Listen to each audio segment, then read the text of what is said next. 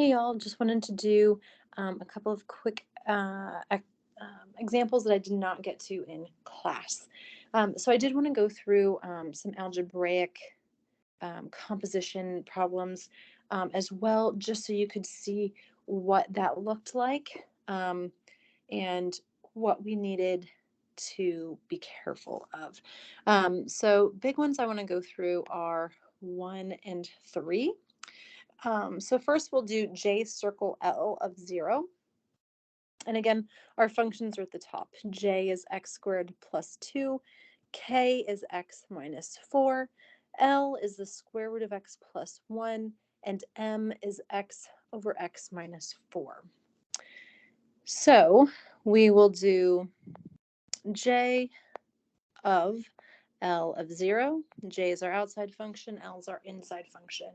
So we start on the inside and work our way out. So this notation says take 0 and plug it in for L. So if I take 0 and plug it into L, I have the square root of 0 plus 1, which is 1. So when that 1 comes out of the function L, now the notation is saying, hey, take that 1 and plug it into J. So I'm going to come here to J and plug that 1 in, and I'll have 1 squared plus 2, which will give us 3 overall. So this process is the same as we went through.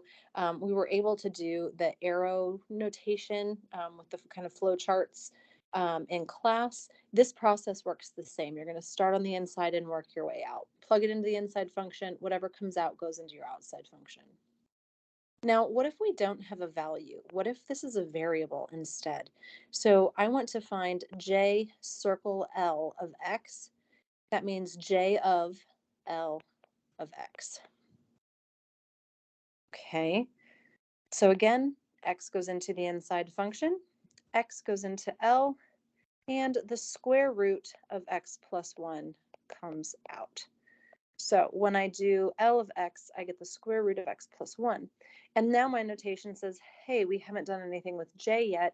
I need to take that square root and plug it into j. So I'll come up here to j, and I'm going to take the square root of x plus 1 squared plus 2.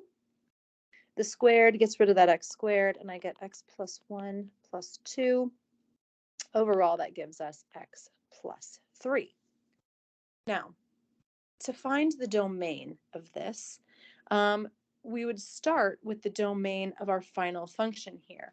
Now, for the domain of x plus 3, there aren't any fractions here, there aren't any square roots. So the domain of my final function here is negative infinity to infinity. There's no restrictions at all.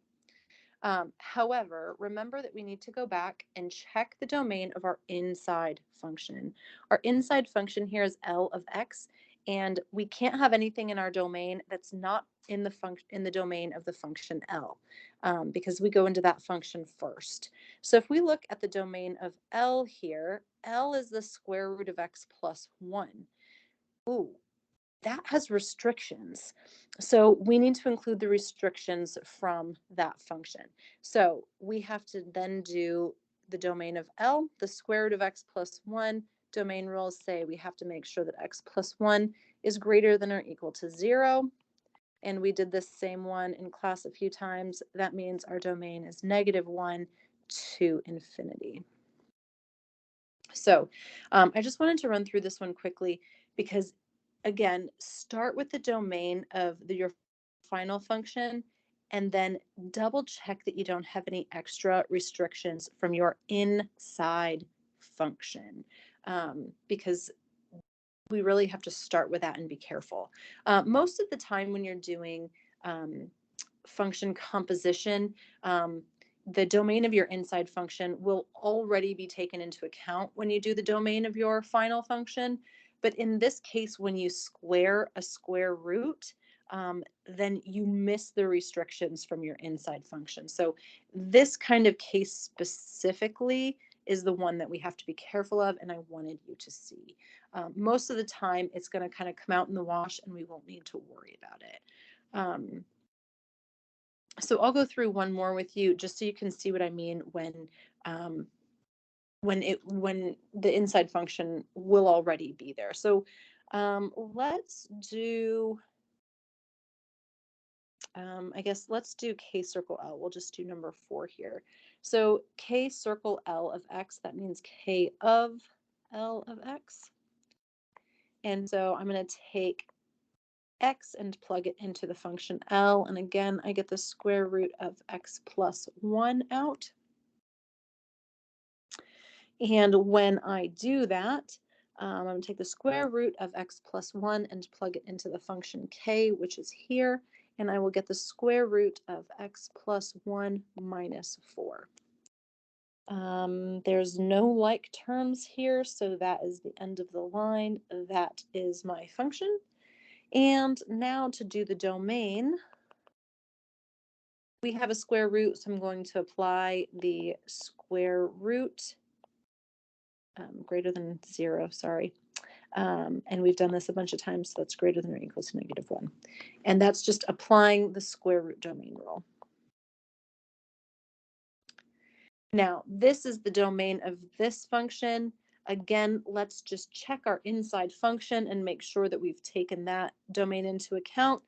The domain of L of X is also already taken into account here. We've already done that. The inside function is already taken care of, and we don't have any further restrictions. So this is our final answer. But just when you're doing composition, make sure that you check that inside function at the end and take into account any further restrictions that you need. All right. I hope that you have a great day and a great weekend, and I will see you on Monday.